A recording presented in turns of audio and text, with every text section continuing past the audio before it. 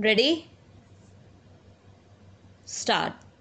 Sir, before the House adjourned for lunch yesterday, I had started speaking on the Essential Commodities Amendment Bill.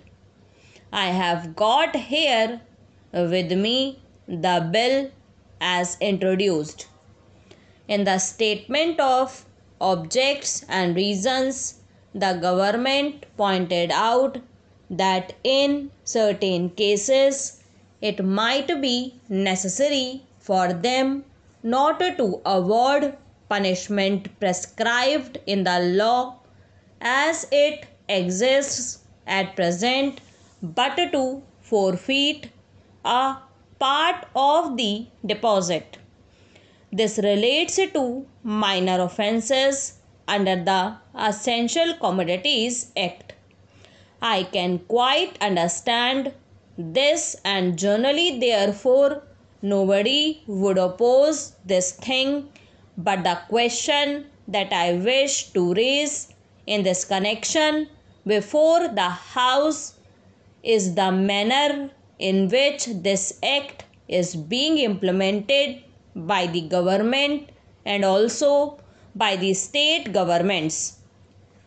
I mention the state governments because here is a measure which is sponsored by the Ministry of Food and Agriculture, and in regard to many aspects of which I believe the central government has concurrent jurisdiction, but much is left to the states.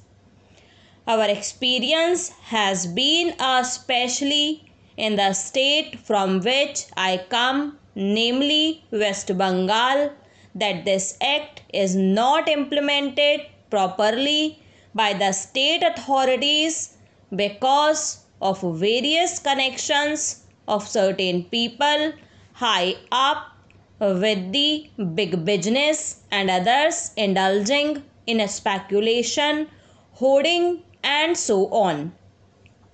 The result has been that whatever should be done had not been done.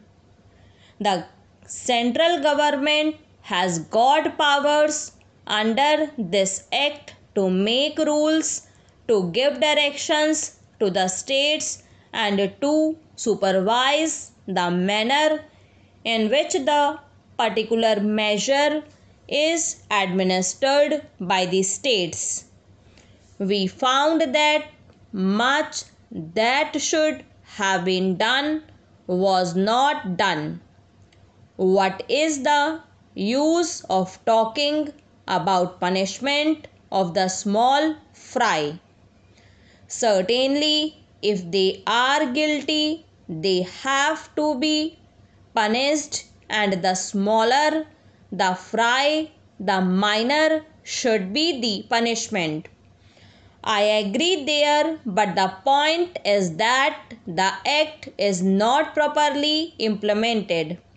We should like to know from the government as to how many cases have been started under the Essential Commodities Act.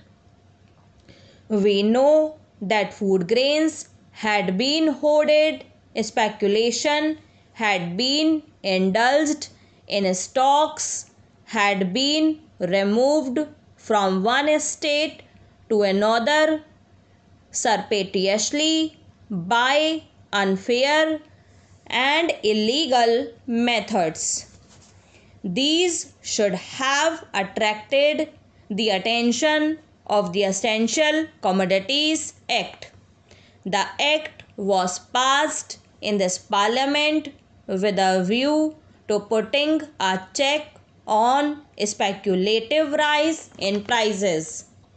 When it came to the question of a practical implementation of this measure, we found that the government had failed. Now government should say something about it. When government seeks to amend an act, it should tell us as to how the parent act which is proposed to be amended has been implemented? Is it the contention of the government that difficulty arises because this particular provision is not there in the act? Are government in trouble because they do not know how to deal with the smaller fries?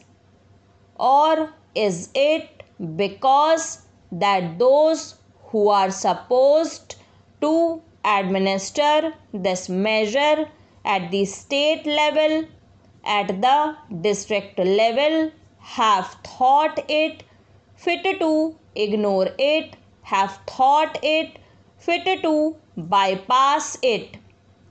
If any measure of the central government was needed for controlling the price of food grains and ensuring the supply of essential commodities to the community, it is the Essential Commodities Act. I would like the minister to say something on this. I know that he was not here at the time when we passed this measure, nor was he there when the Essential Commodities Act was bypassed by many state governments. In the past, we had drawn the attention of the minister to this problem, and that minister is now happily going to be the president of the Uttar Pradesh Congress Committee. But here I would like to ask the minister who has stepped into his shoes as to what he is doing in order to see to the proper implementation of this act. How many prosecutions have taken place? The small people, of course, should be dealt with very mildly. I agree and I support the measure, but taking the law as it is today without this amendment, it empowers government to deal very effectively so far as the provisions of the law go with the big traders, wholesalers and profiteers. I would like to know as to how they have dealt with them. How many are in jail today? How many have paid fine? How many have suffered imprisonment? How many licenses have been cancelled as a result of malpractices, corruption, profiteering and so on, all of which are provided for under this bill? We are entitled to know.